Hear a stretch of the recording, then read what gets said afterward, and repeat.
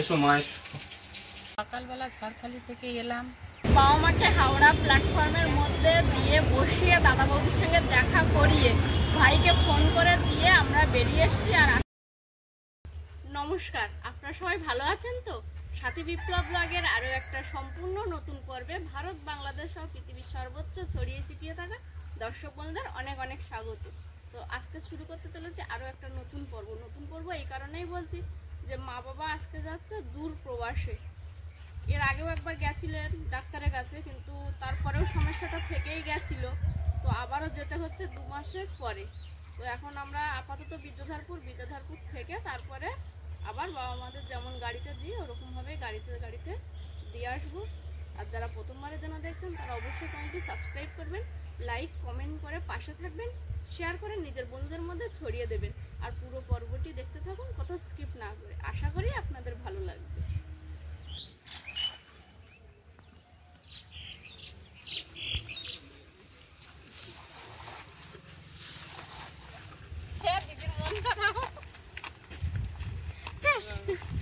আমার সোমবার দিন আসছি তো আমি।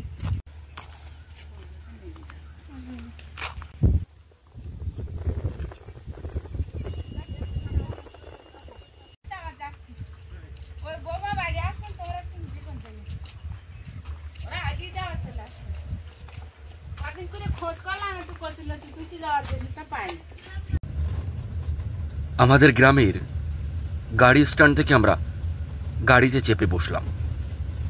ছোট্ট এই গ্রামের ছোট ছোট গাড়ি, যন্ত্রচালিত এই গাড়িটি আমাদেরকে কলকাতার উদ্দেশ্যে বহন করে নিয়ে গেল। না, এই ছোট্ট গাড়ি একা এত রাস্তা নিয়ে যাবে না। আমরা এর মাঝখানে গোটা 2-3 গাড়ি তো পাল্টাতে হবেই।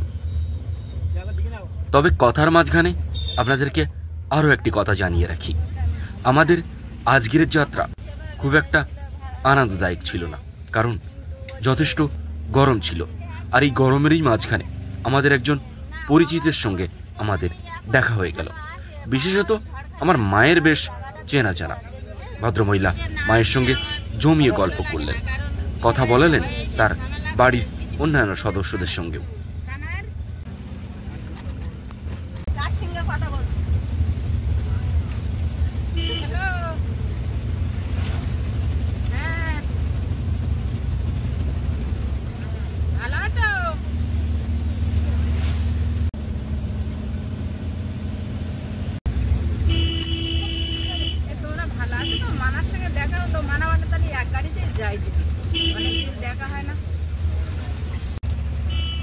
আমরা ছোট গাড়ি ছেড়ে বড় গাড়িতে উঠেছিলাম, আর বড় গাড়ি আমাদেরকে নিয়ে পৌঁছে গেল সোনাখালি ব্রিজের উপরে।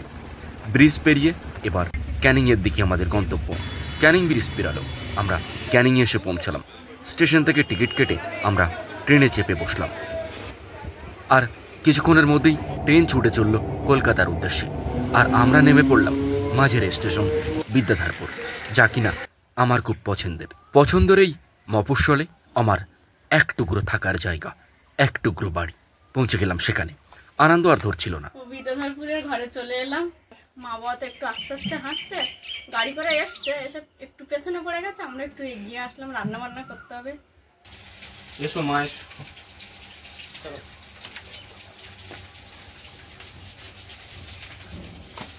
ঘরে ফ্যান চালিয়ে দিয়েছি, বসো। ওদিকে জল আছে।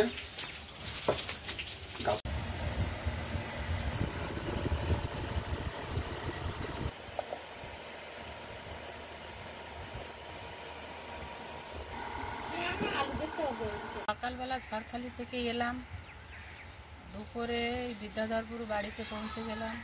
এসে বৌমা রান্নাবান্না করলো, বেগুন ভাজা, পটল, আলু, মাছের ঝোল।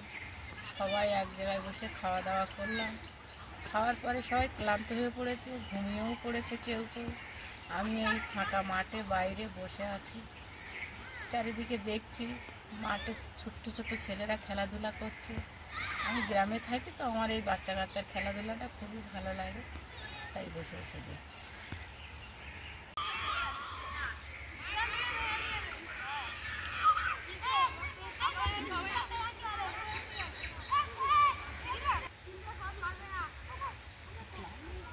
আমি সেই সেই নিয়েছি একদম টক জল ভালো লাগে ওই জন্য তো ফুটতে খাই কিন্তু টক জল দাও তো বেশি খেতে হচ্ছে না।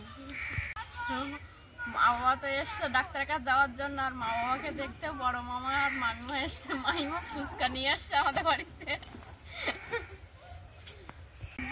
আর ছোট মামার মেয়েও এসেছিল, ওরা চলে গেছে দুপুরে, আমরা ঘুমিয়েছিলাম একটু। আর বড় মামারা এসছে বিকাল টাইমে, আমরা উঠে বাইরে বসছি আর মামারাও এসছে। আমার খাবার কিন্তু একটা খাবে না? আরে কত সুন্দর লাগে।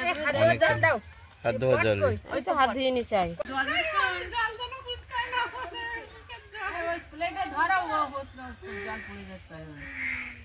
সে মামার কথাই তো হলো, মামা হ্যাঁ গো, আমি ওই সিস্টেম আছে, আমি বোতল নিয়ে ঘুরি সবসময়। তখন কি হয়, আমার এই বোতলে আগে যখন মনি ঋষিরা কিন্তু একটা নারকেলের মালা নিয়ে ঘুরতো সবসময়, তাদের যে নিজস্ব মালা। মামি তো ফুচকা না, এখন ফুচকা গুলো সবাই খাবো। মামি আগে একটা টেস্ট করে দেখলো মামি কেমন। তার ভালো লাগবে যে এসো একটু করে সাদে বই ইয়ে করে বুলুরি কতদিন পরে বৌমার যাওয়ার পরে ওই 3-4 রকম করে রান্না করে, তাই একটু তাই মাঝখানে 100 গ্রাম সাদা তিল নিয়ে আসবি। সাদা তিল? আমাদের সাদা তিল মনে হয় এই বাড়ি আছে, সাদা তিল আছে মনে হয়। যদি ভাত খাওয়ার পরে 1 চামচ 2 চামচ করে খাবি, এই পার ব্যথাটা কমে যাবে। আমি নিজে খাচ্ছি একদম তাই। ঠিক আছে। মামা কিন্তু এইগুলো খুব করে, মামার যখন ফার্স্ট সুগার বাড়ে মামা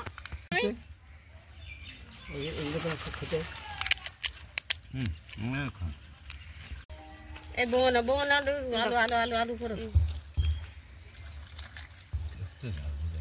ধরো।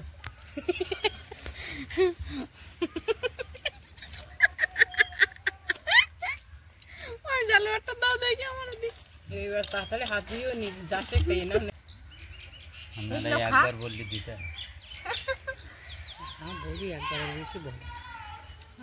অত দয়া মায়া বাড়ি লাগছে।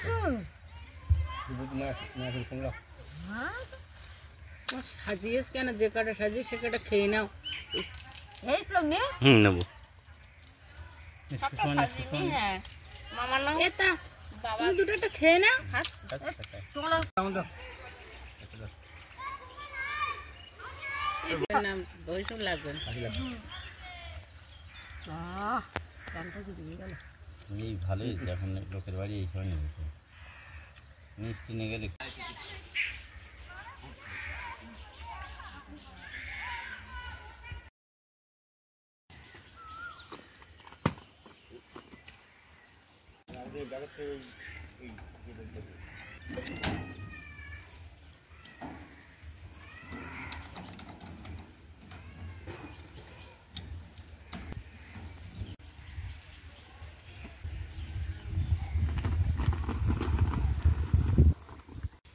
আমরা 4 জন গতকাল ঝড়খালি থেকে বিদ্যাধরপুরে এসেছিলাম, আর আজকে দুপুরে বিদ্যাধরপুরে খাওয়া দাওয়া করে রেস্ট নিয়েছি 4 জন। নামার পর বাবা মা রাতে যে একটু খাবে, ট্রেনের খাবার বাবা মা বয়স হয়ে গেছে তো অতটাও পছন্দসই না, তবুও খেতে হবে।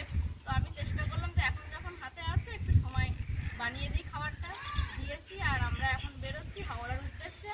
আমরা দুজন যাব না, যাবে বাবা মা আর কিছু সঙ্গী সাথী আছে আমাদের ঝড়খালি থেকে আসছেন ওনারা, ওই দাদা দিদি আছে, আর মারাই চেনে, আমরা তো সেরকম একটা চিনি না। তো ঝড়খালি থেকে ওনারা আসছে, ফোন করেছিলাম। এবার হাওড়ায় যাচ্ছি, হাওড়ায় মাদেরকে ট্রেনে তুলে দেবো, দিলে ব্যাঙ্গালোর থেকে ভাই অর্থাৎ অনিমেষ মা বাবাকে রিসিভ করে নিয়ে ও ওখানে একটু দেখাশোনা করে দেবে।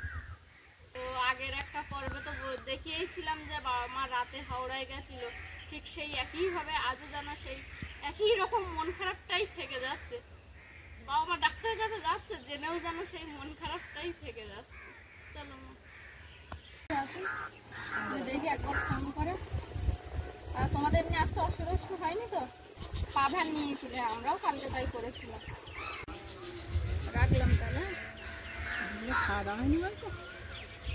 ওদের হচ্ছে ট্রেন সবে ক্যানিং থেকে ছেড়েছে।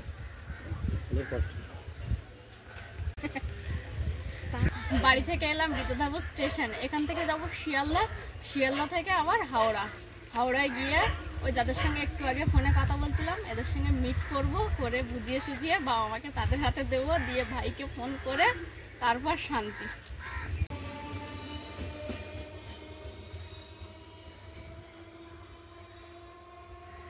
তোমার কাছে আছে ওই টিকিটের নাম্বার?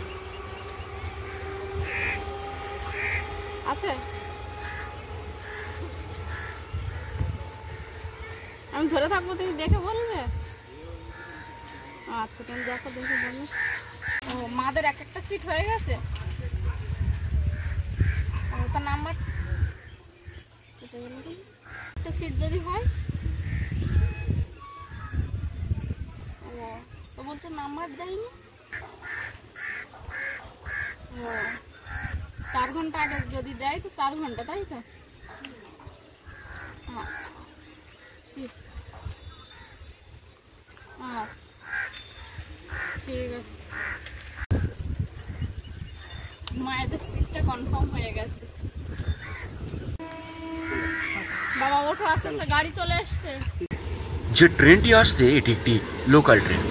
এখানে সিট কনফার্ম হয় না, সেটা আমরা সকলেই জানি। অর্থাৎ যে যখন আমরা আসি সিট পেলে বসি, না পেলে দাঁড়িয়ে থাকি। কিন্তু মা বাবা যে গাড়িতে করে ব্যাঙ্গালুরুতে যাবে, সে গাড়ির সিট কনফার্ম হয়ে গেছে। তার SMS এসেছিল একটু আগেই আমার মোবাইলে। আমরা ব্যাপারটাতে বেশ আনন্দ পেলাম। আর কিছুক্ষণের মধ্যেই সেই দাদা এবং বৌদিদের সঙ্গে আমাদের দেখা হলো, যারা কিনা ঝড়খালি থেকে এসেছেন এবং মা বাবা এবং ওই দাদা বৌদি একই সঙ্গে হাওড়া থেকে একই গাড়িতে চড়ে একই গন্তব্যে যাবেন। তাদের উদ্দেশ্য ডক্টর দেখানো। সময় এখন বিকাল পেরিয়ে সন্ধ্যা গ্রাস করবে কলকাতাকে। কলকাতা কিন্তু ভয় পাবার নয়, কারণ কলকাতা তখনও ব্যস্ত, মানুষ ব্যস্ত, যানবাহন ব্যস্ত, দিকে দিকে আলো জ্বলে উঠছে। তাই যতই অন্ধকার আসুক, কলকাতা কিন্তু মাথা উঁচিয়ে দাঁড়িয়ে আছে। মাথা উঁচিয়ে দাঁড়িয়ে আছে হাওড়া ব্রিজ। হাওড়া ব্রিজ পেরিয়ে আমরা পৌঁছে গেলাম হাওড়া স্টেশনে। হাওড়া ব্রিজ তখনও সবাইকে হয়তো স্বাগত জানাচ্ছে খিলখিলি। এখন আমরা হাওড়া স্টেশন পৌঁছে গেছি, আর একটুখানি পরে মাদের প্ল্যাটফর্মের মধ্যে রেখে আমরা এক গ্লাস দুধ নিয়ে বাড়ি ফিরে যাব। আর মাদের সঙ্গী সাথীদের সঙ্গে মায়েদের দেখা করিয়ে দিয়েছি। এর বাড়ি ফেরার পালা আমাদের। আচ্ছা দাদা, জল নিয়েছো? ঠিক আছে। আর বর্ষা? হ্যাঁ হ্যাঁ ঠিক আছে। বর্ষা তাহলে সাবধানে যাও। চলো প্ল্যাটফর্মে ছেড়ে দিয়ে আসি। তুমি প্ল্যাটফর্ম পাসটা কেটে নিয়ে আসো। এই দৃশ্য দেখার পরে আনন্দের সঙ্গে বলতে ইচ্ছা করে, গর্বের সঙ্গে বলতে ইচ্ছা করে, হ্যাঁ, গ্রাম্যতা এখনো আছে আমাদের মধ্যে। ভালো লাগে গ্রাম্যতাকে ধরে রাখতে। তবে হ্যাঁ, বাইরে বিদেশে বেড়াতে গেলে কিছু আদব কায়দা জানতে হয়। ততটা এই পর্যন্ত সম্পন্ন ছিল, যতটা না করলে নয়।